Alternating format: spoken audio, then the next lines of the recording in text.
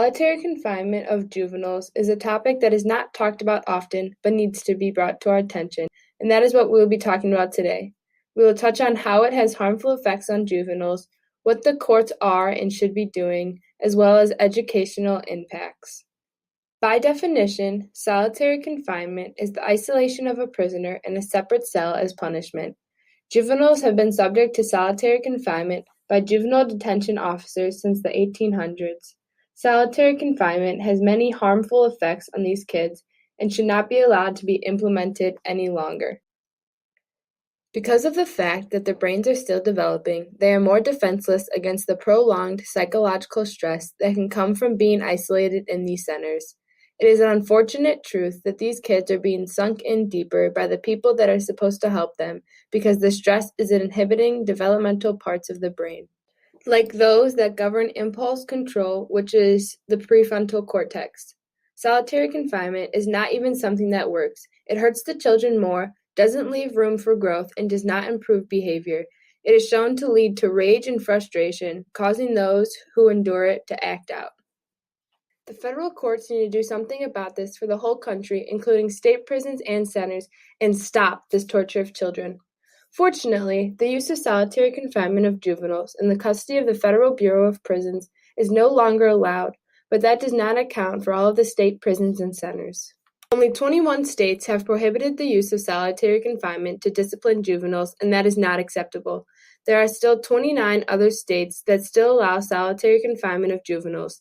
It is critical to have all 50 states to have this prohibited, but it is not, and something I hope that is done within the next 5 years for all 50 states. The act that prohibits federal facilities from using solitary confinement as punishment is the First Step Act. This act permits solitary only when youth behavior poses a risk of immediate physical harm that cannot otherwise be de-escalated. Youth must be released as soon as they are calm and always within 3 hours.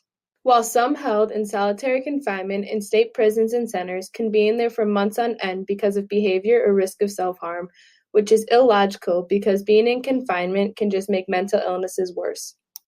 Solitary confinement is also very harmful in the fact that while they are locked in a cell for 23 to 24 hours a day, they are not being provided with an education like most other juveniles are. Education is very important to the rehabilitation of a troubled youth. Skills learned in education are essential to meet the high demands in the continuously advancing school and workplaces. Higher levels of literacy are associated with lower rates of juvenile delinquency, rearrest, and recidivism. Going back to harmful effects on juveniles, solitary confinement has harmful effects on them both socially and developmentally.